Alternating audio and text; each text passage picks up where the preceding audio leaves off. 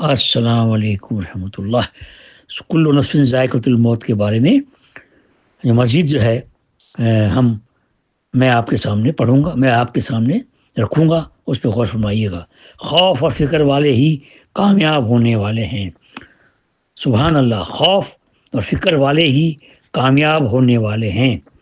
حضرت ابو ہریرہ سے روایت ہے، رسول صلی اللہ علیہ وسلم نے فرمایا، جو شخص ڈرتا ہے وہ شروع رات میں چل دیتا ہے۔ جو شخص ڈرتا ہے وہ شروع رات میں چل دیتا ہے، اور جو شروع رات میں چل دیتا ہے وہ عافیت کے ساتھ اپنی منزل پر پہنچ جاتا ہے۔ یاد رکھو، اللہ کا سودا سستا نہیں، بہت مہنگا اور بہت قیمتی ہے۔ یاد رکھو، اللہ کا وہ سودا جنت ہے۔ ترمذی کی حدیث، ابو ہریرہ سے روایت ہے۔ تشریح: عرب کا عام دستور تھا کہ مسافر کے قافلے رات کے آخری حصے میں چلتے تھے، اور اس وجہ سے قزاقوں یعنی ڈاکوؤں اور راہزنوں کے حملے بھی عموماً سیر ہی میں ہوتے تھے، رات کے اندھیرے میں ہوتے تھے۔ اس کا قدرتی نتیجہ یہ تھا کہ جس مسافر یا جس قافلوں کو راہزنوں کے حملے کا خوف ہوتا، وہ بجائے آخری رات کے شروع رات میں چل دیتا، اور اس تدبیر سے باحفاظت اور عافیت اپنی منزل پر پہنچ جاتا۔ تو نبی پاک صلی اللہ علیہ وسلم اس مثال سے ہمیں سمجھا رہے ہیں کہ جس طرح راہزنوں کے حملے سے ڈرنے والے مسافر اپنے آرام، اپنی نیند کو قربان کر کر چل دیتے ہیں، اسی طرح انجام کا فکر رکھنے والے اور دوزخ سے ڈرنے والے مسافر آخرت کو چاہیے کہ اپنی منزل یعنی جنت تک پہنچنے کے لیے اپنی راحتوں، لذتوں، خواہشوں کو قربان کرے اور منزل مقصود کی طرف تیز گامی سے چلے۔ اس کے بعد رسول صلی اللہ علیہ وسلم بتلایا، بندہ اللہ تعالی سے جو کچھ لینا چاہتا ہے وہ کوئی سستی کم قیمت چیز نہیں ہے کہ یوں ہی مفت دے دی جائے، بلکہ وہ نہایت گراں قدر اور بیش قیمت چیز ہے جو جان و مال، خواہشات نفس کی قربانی سے حاصل کی جا سکتی ہے، اور وہ چیز جنت ہے۔ قرآن مجید میں فرمایا گیا، ان اللہ اشترى من المؤمنین انفسهم واموالهم بان لهم الجنہ۔ اس کا مطلب یہ ہے کہ اللہ تعالیٰ نے اہل ایمان سے ان کے جان و مال جنت کے عوض میں خرید لیے ہیں۔ وہ اپنا جان و مال اللہ کی راہ میں قربان کر دیں تو جنت کے مستحق ہوں گے۔ گویا جنت وہ سودا ہے جس کی قیمت بندوں کا جان و مال ہے۔ اللہ پاک نے یہ فرما دیا، ہمیں وہ شرط دے دی، ہمیں وہ کنڈیشن بتا دی، ہمیں وہ ذریعہ بتا دیا کہ اس طرح تمہیں جان و مال کی قربانی دے کر اسے حاصل کرنا پڑے گا۔ موت اور آخرت کی تیاری کرنے والی ہوشیار اور دور اندیش ہیں۔ کتنی خوبصورت بات ہے جو ہے۔ حضرت عبداللہ بن عمر سے روایت ہے، ایک شخص نے رسول اللہ صلی اللہ علیہ وسلم سے دریافت کیا کہ اے اللہ کے پیغمبر، بتائیے کہ آدمیوں میں کون زیادہ ہوشیار اور دور اندیش ہے؟ آپ نے ارشاد فرمایا، جو موت کو زیادہ یاد کرتا ہے اور موت کے لیے زیادہ سے زیادہ تیاری کرتا ہے۔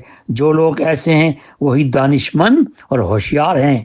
انہوں نے دنیا کی عزت بھی حاصل کی اور آخرت کا اعزاز و اکرام بھی حاصل کیا۔ اس کو روایت کیا ماجم صغیر للطبرانی۔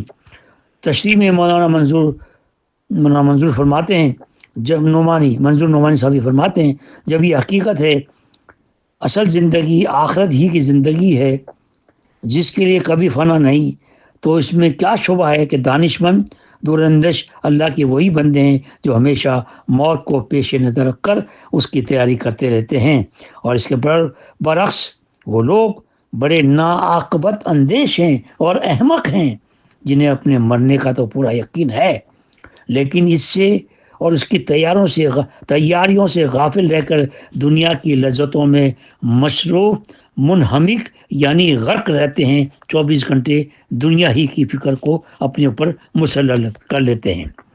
حضرت شداد بن اوس سے روایت ہے، رسول صلی اللہ علیہ وسلم نے فرمایا، ہوشیار توانا وہ ہے جو اپنے نفس کو قابو میں رکھے اور موت کے بعد کے لیے یعنی آخرت کی نجات و کامیابی کے لیے عمل کرے۔ نادان و ناتما وہ ہے جو اپنے کو اپنی خواہشات نفس کا تابع کر دے اور بجائے احکام خدا بندی کے اپنے نفس کے تقاضوں پر چلے اور اللہ سے امیدیں باندھے۔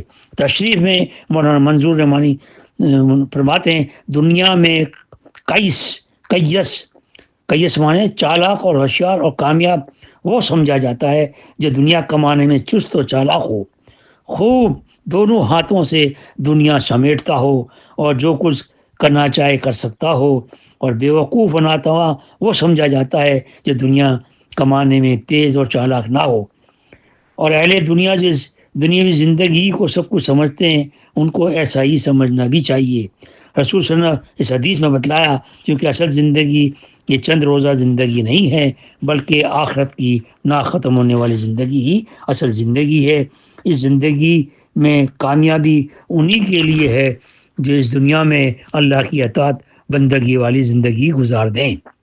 اس لیے در حقیقت دانش مندانہ اور کامیاب اللہ کے وہ بندے ہیں جو آخرت کی تیاری میں لگے ہوئے ہیں اور جنہوں نے اپنے نفس پہ قابو پا کر اس کو اللہ کا مطیع اور فرما بردار بنا رکھا ہے۔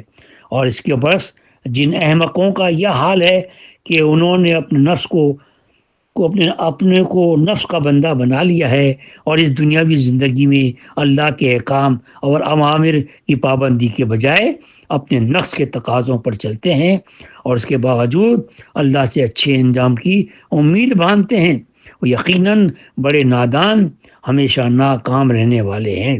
خواہ دنیا کمانے میں وہ کتنے ہی چست اور چالاک اور پھرتیلے نظر آتے ہیں لیکن فی الحقیقت وہ بڑے ناعاقبت اندیش، کم عقلے اور ناکامیاب اور نامراد ہیں کہ جو حقیقی اور واقعی زندگی آنے والی ہے اس کی تیاری سے غافل ہیں اور نفس پرستی کی زندگی گزارنے کے باوجود اللہ سے خدا پرستی والے انجام کی امید رکھتے ہیں۔ نادان اتنی موٹی بات بھی نہیں سکتے۔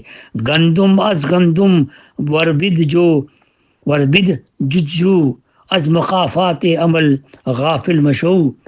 اس حدیث میں ان لوگوں کو خاص آگاہی دی گئی ہے جو اپنی عملی زندگی میں اللہ کے احکام اور آخرت کے نام سے بے پرواہ بے فکر کر اپنی نفسانی خواہشات کی پیروی کرتے ہیں، اس کے باوجود اللہ تعالیٰ کے رحمت اور کرم سے امید رکھتے ہیں۔ اور جب اللہ کا کوئی بندہ ٹوکتا ہے تو کہتے ہیں اللہ کی رحمت بڑی وسیع ہے۔ اس حدیث نے بتلا دیا ہے ایسے لوگ دھوکے میں ہیں اور ان کا انجام نامرادی ہے۔ پس معلوم ہوا کہ رجا یعنی اللہ سے رحمت اور کرم کی امید وہی محمود ہے جو عمل کے ساتھ ہو، اور جو امید بے عملی، بد عملی اور آخرت کی طرف سے بے فکری کے ساتھ ہو وہ رجا محمود نہیں بلکہ نفس شیطان کا فریب ہے۔ کاش اللہ ہمیں وہ علم عطا فرمائے کہ ہم اس نفس شیطان کا مقابلہ کر سکیں اور اس نفس اور شیطان کے سامنے ہم ڈٹ کے رہیں اور ان کی رشا دوانیوں اور ان کی مکاریوں سے ہمیں اللہ محفوظ فرمائے۔ اور بہت محنت کرنی پڑتی ہے جب جا کے یہ مقام آتا ہے، اور حقیقت ہے کہ جیسا بوئیں گے ویسا کاٹیں گے۔ کوئی شخص یہ آم کا درخت لگائے اور کہے مجھے اس سے فلاں چیز مل جائے تو وہیں یہ ناممکن ہے۔ اور یہ زندگی میں یہ کہنا کہ اللہ کی بڑی رحمت ہے، اللہ غفور رحیم ہے، اللہ بہتر جانتے ہیں، یہ کہہ کر ہم اپنے آپ کو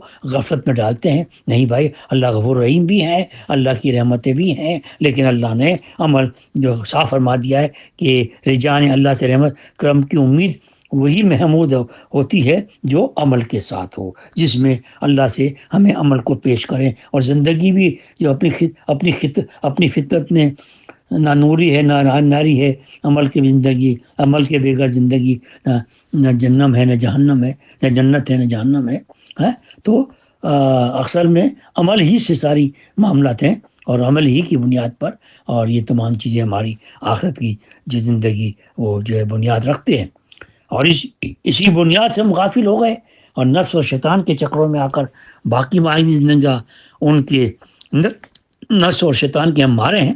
تو اللہ تعالیٰ نے ہمیں بھیجا ہے، بہرحال یہ سب دنیا میں ہمیں اچھائیاں بھی دی ہیں، ہم اللہ تعالیٰ نے ہمیں نعمتیں بھی دی ہیں، اللہ تعالیٰ نے ہمیں سب کچھ عطا کیا ہے، ہم کو سب کچھ بھیجا ہے، ہم اپنی مرضی سے نہیں آئے ہیں، تو اللہ تعالیٰ نے جب بھیجا ہے تو اس کی مرضی کے مطابق چلنا ہوگا.